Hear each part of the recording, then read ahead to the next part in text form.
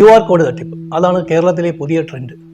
അതിന് കാരണമാവട്ടെ നടൻ ശ്രീ കൃഷ്ണകുമാറിന്റെ മകൾ ദിയ കൃഷ്ണയുടെ OBYOC എന്ന സ്ഥാപനത്തിൽ QR കോഡ് തട്ടിപ്പ് നടന്നു എന്ന് അവർ പോലീസിന് നൽകിയ ഒരു പരാതി.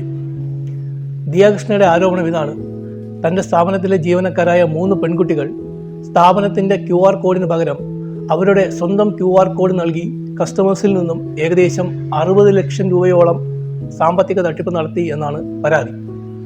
എന്നാൽ ആരോപണ വിധേയരായ ഈ പെൺകുട്ടികളാകട്ടെ ദിയ കൃഷ്ണ ടാക്സ് വെട്ടിക്കുന്നതിന് വേണ്ടിയിട്ടാണ് തങ്ങളുടെ QR കോഡ് ഉപയോഗിച്ച് കസ്റ്റമേഴ്സിൽ നിന്നും പണം വാങ്ങാൻ ആവശ്യപ്പെട്ടു എന്നാണ് മാധ്യമങ്ങളോട് പറഞ്ഞത്. എന്തായാലും ഈ വിഷയം ഇപ്പോൾ പോലീസ് അന്വേഷിക്കുന്നുണ്ട്.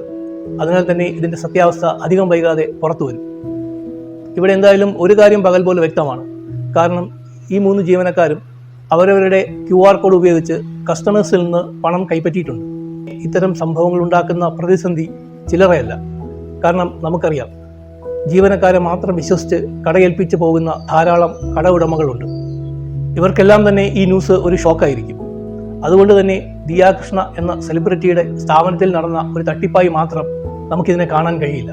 സ്വന്തം സ്ഥാപനം സ്റ്റാഫിനെ മാത്രം ഏൽപ്പിച്ചു പോകുന്ന എല്ലാ കട ഉടമകൾക്കുമുള്ള ഒരു വേക്കപ്പ് കോളാണിത്. സ്ഥാപനങ്ങളിലെ QR കോഡുകൾ കുറച്ചുകൂടി കാര്യക്ഷമമായ രീതിയിൽ ഉപയോഗിച്ച് സാമ്പത്തിക തട്ടിപ്പുകൾ ഒരു പരിധിവരെ എങ്ങനെ കുറയ്ക്കാം എന്ന എൻ്റെ നിർദ്ദേശമാണ് ഈ വീഡിയോയിൽ.